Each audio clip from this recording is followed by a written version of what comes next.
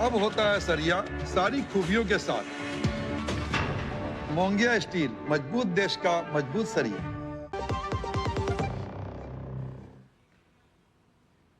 स्वागत है आपका ब्रेक के बाद, और बात बिजली बिल की होगी और बात होगी संभल के माननीय की, जिनके ऊपर बिजली चोरी का आरोप लगा है। समाजवादी पार्टी के सांसद जियाउर रहमान बर्क ने गिरफ्तारी से बचने के लिए इलाहाबाद हाईकोर्ट का दरवाजा खटखटाया है।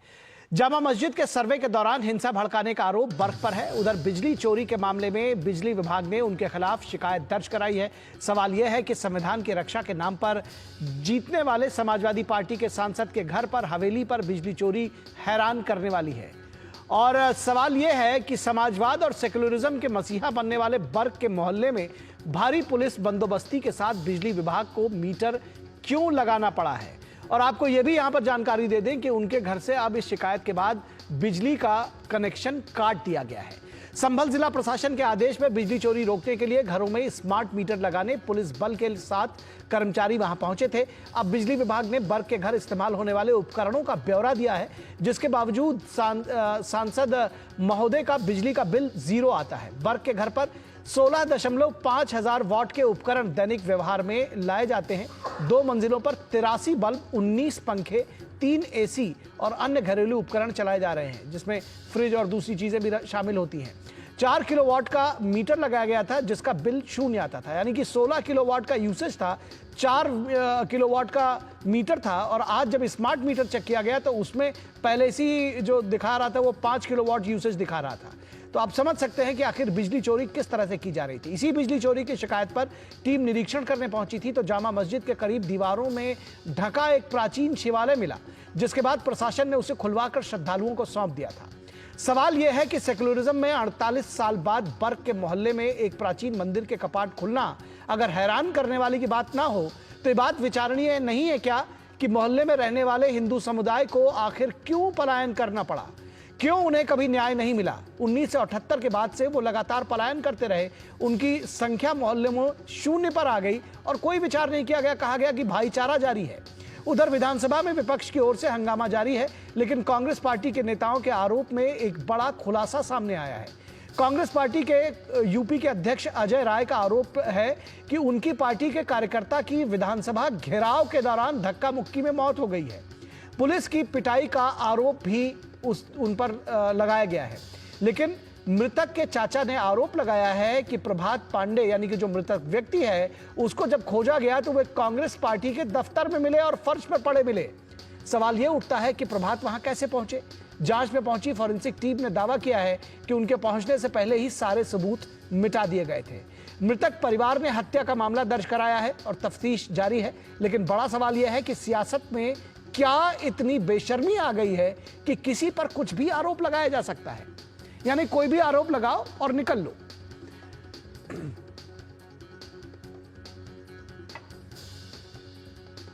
और सबसे पहले आपको सुनाएंगे विद्युत विभाग के अभियंता जो है वो क्या कुछ कह रहे हैं। वो गए थे जो सर्वे कर दरअसल बिजली विभाग का मीटर लगाने के लिए और बाद में कनेक्शन काटने के लिए, क्या कह रहे हैं आइए सुनते हैं।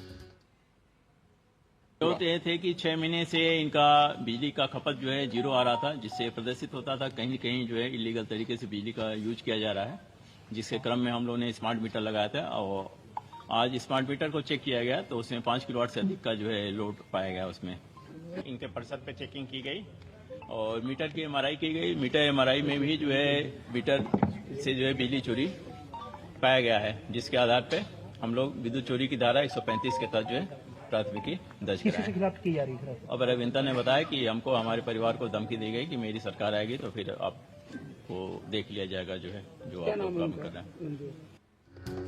तो धमकी दी गई कि मेरी सरकार आएगी तो सब कुछ देख लेंगे। समाजवादी पार्टी के मुखिया अखिलेश यादव ने आरोप लगाया है कि यह सब कुछ उत्तर प्रदेश की सीएम योगी आदित्यनाथ के इशारे पर हो रहा है। वो अभी मानने को तैयार नहीं कि बिजली चोरी हो रही। क्या कह रहे हैं ये सुनते हैं। मुख्यमंत्री जी ने खेल अपने अधिकारियों के माध्यम से खेला है और अधिकारी बचने के लिए लगातार इस तरह का खेल कर रहे हैं, जानबूझ करके अपमानित कर रहे हैं वहाँ के लोगों को, खासकर मुसलमान भाइयों के घरों में छापा पाड़ रहे हैं, महिलाओं को अपमानित कर रहे हैं। और आज सुनने में आया कि सांसद के भी घर में पहुंचे हैं। उनके ऊपर भी मैं तो कहूँगा कि भारतीय जनता पार्टी और खासकर मुख्यमंत्री जी अपने भारतीय जनता पार्टी के लोगों की भी जांच करें। ठीक है। उधर कांग्रेस कार्यकर्ता की मृत्यु को लेकर यूपी के उप मुख्यमंत्री ब्रजेश पाठक ने कांग्रेस पर लापरवाही का आरोप लगाया है और कहा है कि कांग्रेस को अपने आचरण पर ध्यान देना चाहिए। देखिए, कांग्रेस पार्टी के लोग अपने आचरण पर ध्यान दें और सच्चाई को जनता के सामने रखें। हमारी स्वयं मृतक के चाचा श्री मनीष पांडे जी से बात हुई, उनका फोन आया कि हमारे भतीजे को कांग्रेस पार्टी के कार्यालय में फर्श पर गिरा हुआ पाया गया है। हमने अपने किसी रिश्तेदार को, जानने वाले को भेजा है और अस्पताल में आप फोन करिए। जब अस्पताल में मृतक को लेकर के उनके चाचा पहुंचते हैं तो पता चला कि वो ब्रॉड डेड थे। कांग्रेस पार्टी को स्वयं बताना चाहिए कि नौजवानों को बरगला करके कैसे वो कार्यालय में ले जाते हैं। वो बेरोजगार था, आपने उसको किस ढंग से यूज किया कि आपके कार्यालय में ही उसकी डेथ हो गई, आप उसको फर्स्ट एड तक नहीं दिला पाया। और इस पूरी खबर पर बातचीत करने के लिए हमारे दो संवाददाता, संभल से निशांत राय और लखनऊ से विकास सिंह हमारे साथ जुड़े हुए हैं। निशांत, सबसे पहले आपके पास आएंगे और ये जानना चाहेंगे कि क्या अपडेट्स हैं आपके पास। मुकदमा कायम किया गया है और बिजली का कनेक्शन भी काट दिया गया है। अखिलेश यादव कहते हैं कि ये संभल की जनता का अपमान है, हर बात को जनता से देख रहे हैं, जोड़ दे रहे हैं, अल्पसंख्यकों से जोड़ दे रहे हैं। देखिए, यही वजह है कि ये तुष्टीकरण की जो राजनीति है इसने संभल को कभी भी विकास के पर नहीं लगने दिए और संभल उत्तर प्रदेश में सबसे पिछड़े जिलों में से रहा है। सबसे बड़ी बात है कि संभल में प्रशासन ने अतिक्रमण मुक्त का अभियान चलाया हुआ है, जो सबसे पहले चंदोसी में, जो संभल का एक इलाका है, वहां पर हुआ, फिर उसके बाद बैजोई में हुआ और अब संभल में चल रहा है। संभल में जब अतिक्रमण मुक्त अभियान चल रहा था तब यहाँ पे बिजली चोरी का पता लगा, जिसको लेकर प्रशासन ने कार्रवाई की और आज इसके लपेटे में सांसद आ गए।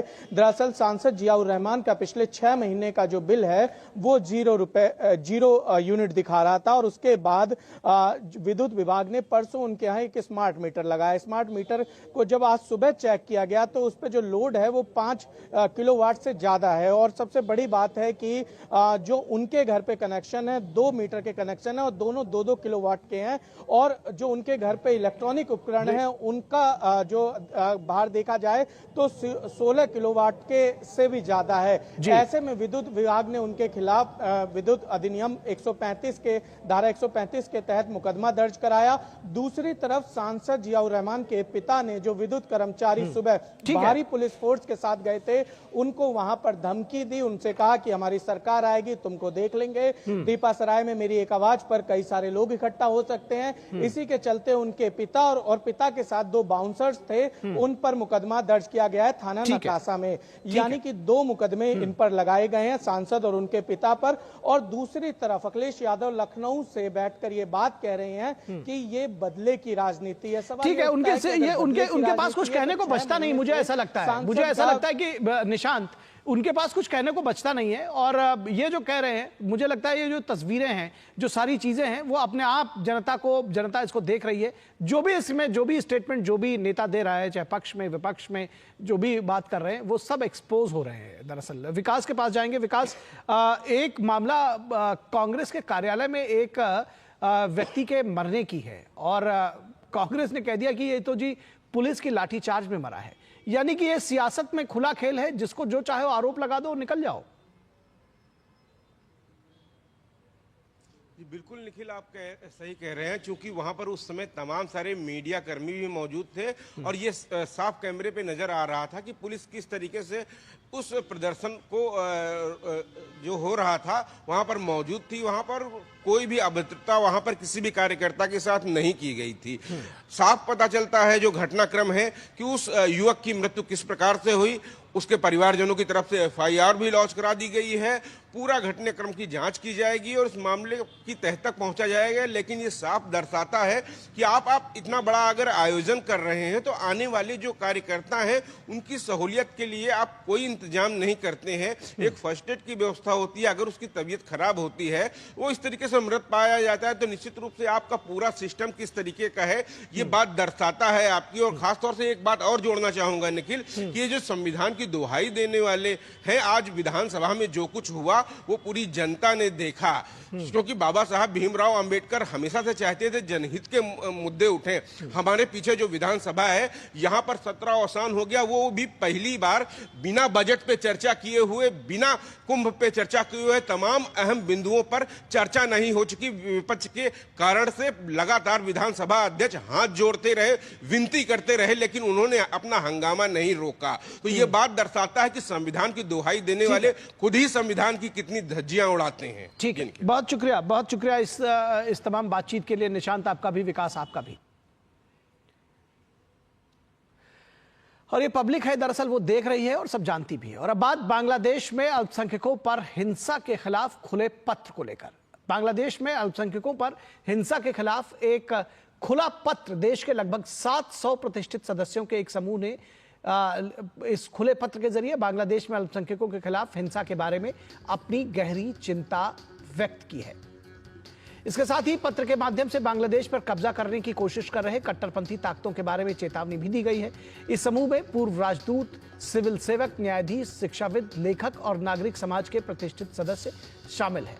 बांग्लादेश में भारत की पूर्व उच्चायुक्त वीना सीकरी की अगुवाई में लेखक अमीश त्रिपाठी, अश्विन सांधी, पूर्व न्यायाधीश और सुप्रीम कोर्ट के वकील जैसे तमाम लोगों ने पत्र पर हस्ताक्षर किए हैं। पत्र में लिखा गया है कि हम ये खुला पत्र आपको, बांग्लादेश के लोगों को, इस सच्ची उम्मीद के साथ लिख रहे हैं कि इससे बांग्लादेश और भारत के दोनों के लोगों को शांति, मैत्री और समझ के मार्ग पर साथ साथ चलने में मदद मिलेगी। पत्र में लिखा गया है कि हाल के दिनों में हमने बहुत ही परेशान करने वाली घटनाएं देखी हैं, जिसमें मेहरपुर में इस्कॉन केंद्र को जलाना, देश भर में कई हिंदू मंदिरों में तोड़फोड़ और दंगाइयों द्वारा हिंदुओं की हत्या का जश्न मनाने वाले वीडियो शामिल हैं। गौरतलब है कि बांग्लादेश की 170 मिलियन आबादी में हिंदुओं की संख्या लगभग 8% है और हजारों बांग्लादेशी हिंदू हिंसा से बचने के लिए भारत में घुसने का प्रयास कर रहे हैं।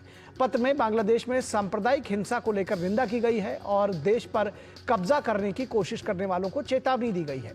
पत्र में कहा गया है कि पिछले 4 महीनों से कट्टरपंथी इस्लामी समूहों ने देश भर के लगभग हर जिले में धार्मिक अल्पसंख्यकों पर हिंसक आतंकवादी हमले किए हैं।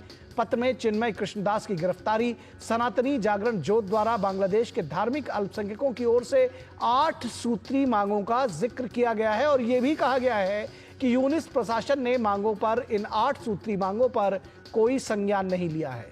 बांग्लादेश में अल्पसंख्यकों पर हिंसा के खिलाफ ये जो खुला पत्र है, इसको अपील भी कहा जा सकता है और चेतावनी भी की जा सकती है। हमारे संवाददाता प्रसेनजीत बख्शी इस पूरी खबर पर हमारे साथ जुड़े हुए हैं। प्रसेनजीत, इसको किस तरह से देखा जाना चाहिए? इस पत्र को बहुत संक्षेप में, हमारे पास समय नहीं है, क्या इसको आप अपील समझते हैं या चेतावनी, या दोनों?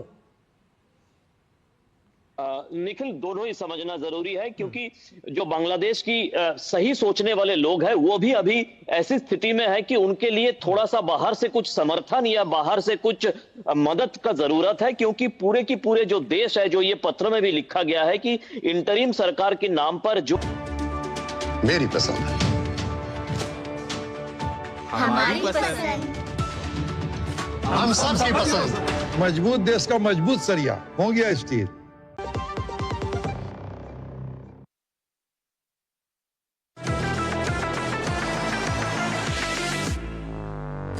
ये है डीडी न्यूज का साइबर अपराध के खिलाफ हल्ला बोल, digital arrest, sextortion, financial frauds,